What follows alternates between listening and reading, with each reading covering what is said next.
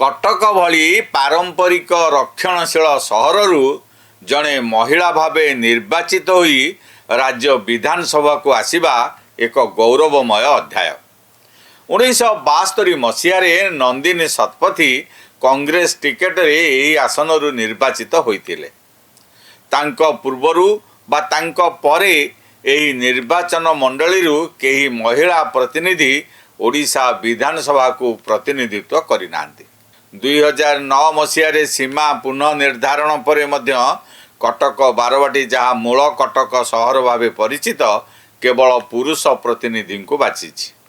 एथर प्रथम थर पई सोफिया फिरदौस को प्रतिनिधि भावे विधानसभा को पठाइछि कटक बारवाटी निर्वाचन मंडली। एथिलागि तो से बेस परिचित होइछन्ति, किंतु तांकर अपरिपक्व कार्यकलाप और अत्यधिक राजनैतिक आकांक्षा राज्य को बदनाम भी करुछि। ए विषय को नहीं आज पॉलिटिकल भागवत सोफियांकर ओडिशा विरोधी मनोभाव कहीं आपण माने देखुथांतु पूर्व पक्ष। मोर आपण मान को अनुरोध आम चैनल को लाइक करंतु, सब्सक्राइब करंतु और शेयर करंतु।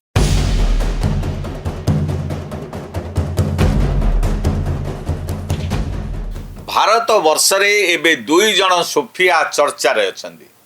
जणे हेले कर्नेल सोफिया क्यूरेसी और अन्य जनक हेले कटक बारवाटी विधायिका सोफिया फिरदौस।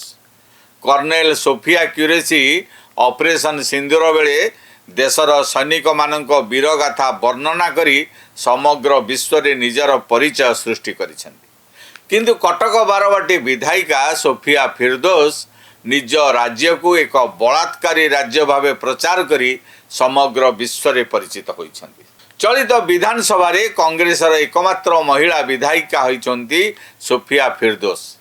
राज्यर 11 जन महिला सदस्यों भितर से जणे प्रथम थर विधायिका, किंतु ओडिशा तथा ओडिशा बाहरे तांको ना अनेक दृष्टि प्रसारित होइछि। विशेष करी तीनिटी कारण एठारे उल्लेखयोग्य। प्रथमटी हेउछि तांको बापांको दुर्नीति, द्वितीय रे हेउछि राज्य को लज्जित करिवार प्रयास एवं तृतीयटी हेउछि तांको रियल इस्टेट व्यवसाय। सोफिया हेउछन्ती कटक बारवाटीर पूर्वतन विधायक मोहम्मद मोकिमकर झियो। आउ मोकिम जणे जनाशुना रियल इस्टेट प्रमोटर भावे परिचित।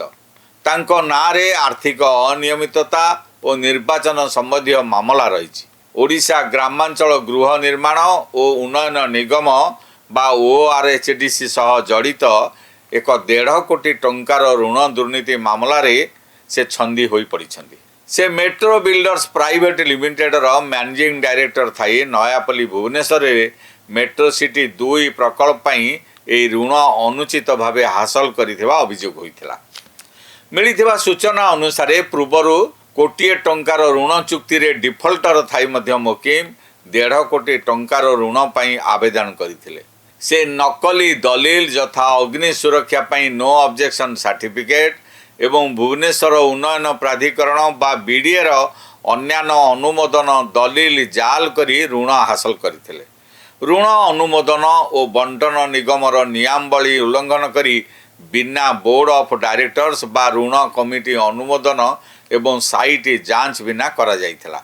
विजिलेंस विभाग अनुसार मोकिम एवं ORHDC अधिकारी मानक मिलित षडयंत्र जोगु निगम को 31 जुलाई 2007 सुधा 6.2 कोटी टंकार आर्थिक क्षति होइथिला।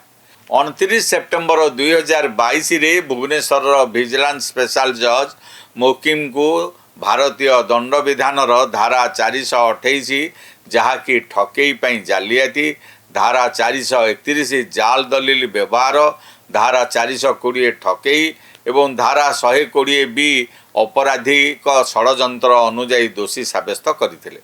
तांकु 3 वर्षर कठोर कारादंड एवं प्रत्येक अपराध पई 50,000 टंकार जरिमाना दिया जाइथिला। जरिमाना अनादाय हेले अतिरिक्त 6 मास जेल दंड दिया जिवो बोली राय रे कुआ जाइथिला।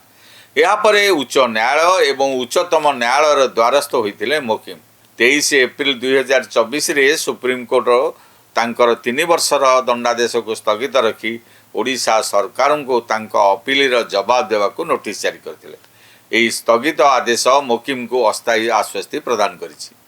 ठकेई घटना रे दोषी साब्यस्त हेबा मुकिम को निर्वाचन लड़िबा अधिकार को प्रभावित करितला।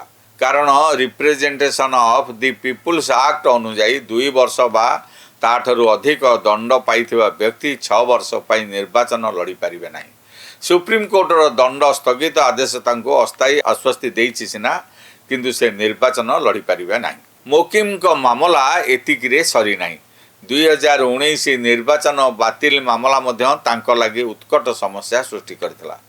एही वर्ष से विधायक भावे निर्वाचित होइतिले, किंतु तांको विरोध रे थिबा अपराधिक मामला को लुचाई थिबा हेतु मुकिम को विधायक निर्वाचन को बातिल करथिले हाईकोर्ट।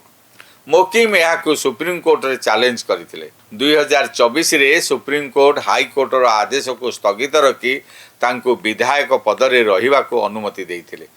जस्टिस सूर्यकांत और जस्टिस केवी विश्वनाथन को बेंच तांको अपील को शुणाणी करथिले। अर्थात जालियाती और षडयंत्र अभियोग रे परिपूर्ण रहितला मुकिम को अध्याय। एही अध्याय आउ एक यूनिट हेउछंती सोफिया फिरदौस। जदि मुकिम को विरोध रे निर्वाचन संपर्कित मामला चली नथंता तेबे हुए तो सोफिया आज विधानसभा को आसी नथांते।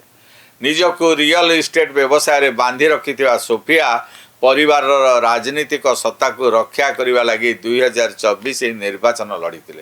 कांग्रेस 3 जन महिला प्रार्थी भितर एकमात्र विधायिका भाव निर्वाचित होते सोफिया। केवल सेतिक नुहे, मुकिम उपकूल रे कांग्रेस सत्ता को रक्षा कर सफल होते। एथिलागि गणमाध्यम रे अनेक प्रशंसा साउंटी सोफिया फिरदौस। हेले एही प्रशंसा को सोफिया ओडिशा को बदनाम करने को व्यवहार करिथिबा अभियोग हेउछि। ओडिशा प्रसंग उठाइबा पई 4 मास तले दिल्ली रे पहुंचीथिले सोफिया।